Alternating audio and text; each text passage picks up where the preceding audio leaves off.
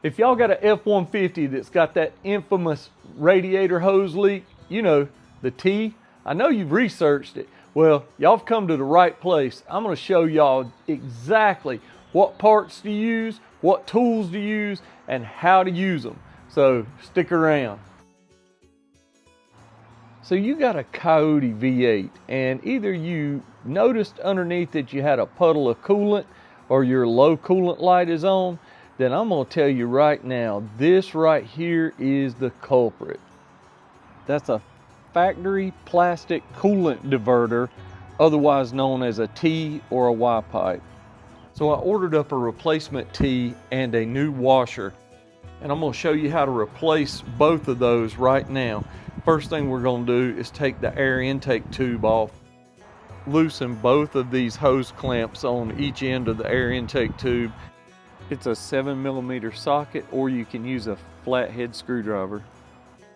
Grab you a pair of these red-handled specialty hose clamp pliers and release this hose going to the coolant reservoir.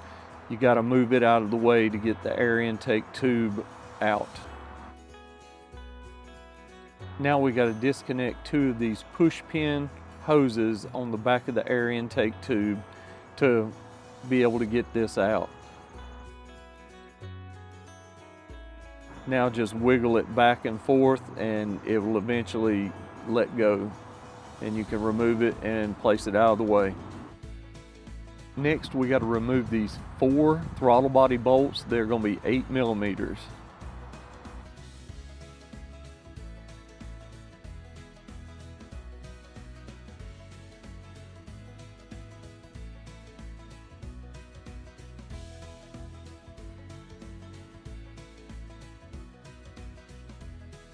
Now once you've taken the 4 bolts out of the throttle body, just set it out of the way right there.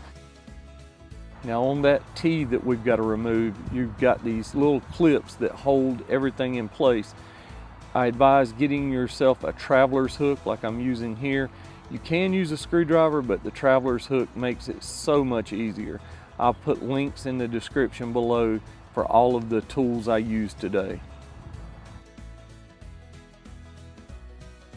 Once you remove that one, you've got another one on the bottom part of the Y pipe or T. You just use that traveler's hook, just pull it from the back side evenly. It's kind of in the shape of a horseshoe and it comes right out. You can use regular pliers, but I highly recommend these special hose clamp pliers. It makes life so much easier, especially when dealing with this. After a small fight with this clamp, you get it moved down. Now I would go to the bottom hose on the left side and pull that back and lift it up, because there's coolant in there. You don't want that getting everywhere. You can see inside here, we're going to take our traveler's hook and pull out that old, just crushed, absolutely dilapidated O-ring. Now moving back up to that top hose, we've already got the clamp loose, but that hose is baked on, so I'm going to score it lightly with a razor knife.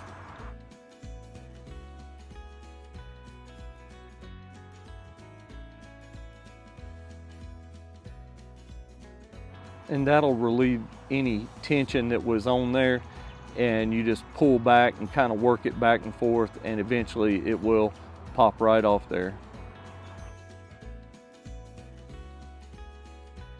Now, for the sake of comparison, the old O-ring is on the left. Look how boxy, flattened, and torn it is compared to the new one on the right. This is why you never ever reuse O-rings. Put the new one in just like this, and you're good to go. With the new O-ring installed, now you push the T housing into that coupling just like this. Take some effort, get it in there tight, and now we'll finish it off with the clip that locks everything into place.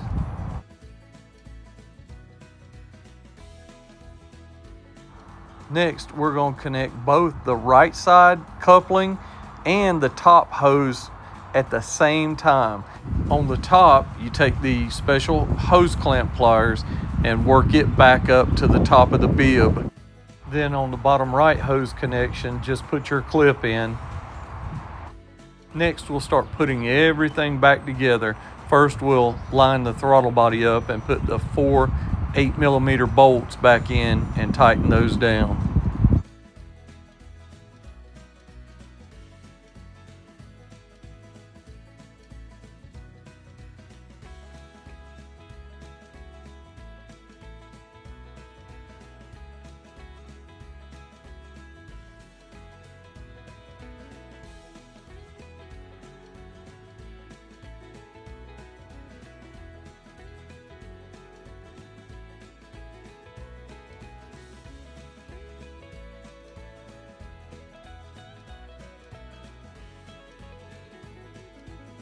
Next, reinstall the air intake hose over the throttle body and up to the air box.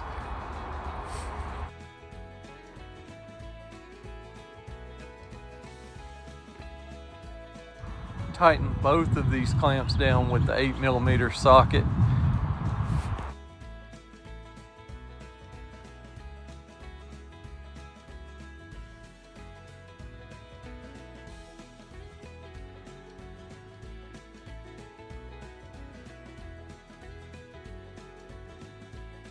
Now we're going to reconnect our tubes to the back of the air intake. Just push them in until they clip into place. Simple enough.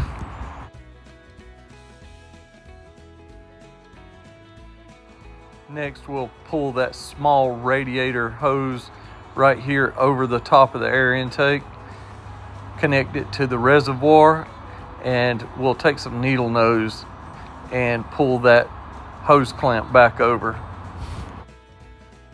Next, we're going to take a funnel, open up the reservoir cap, put it right there in it, and we're going to top off the system with approved antifreeze for your truck.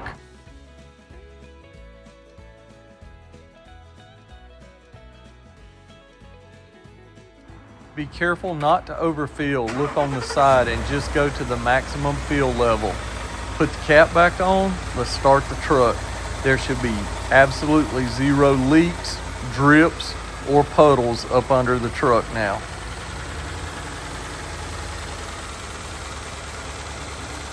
So there we go, guys. The video is a wrap. The leak is fixed. If you've got an F-150 that's got a radiator leak, pool up under it, antifreeze everywhere, drips, the white corrosion around that T or the pipes, squeal in your belt, yeah, that'll cause a squeal in the serpentine belt as well. If you've got any of those symptoms, you're losing coolant in your reservoir, then you need to check that T. You need to get it replaced. It's that simple. If y'all like this video, I sure appreciate a thumbs up. Subscribe to the channel right here, my channel. Hey, one more thing, guys, before you click off of this video, you need to go down and click a link below and help your boy out. My cousin, Eddie Martin, has a new YouTube channel. That's right, EandHOutdoors. I hope y'all show him some love, click the link, give him the thumbs up, subscribe to his channel. I appreciate every one of you. Catch y'all on the next one. Later now. They coming to get me.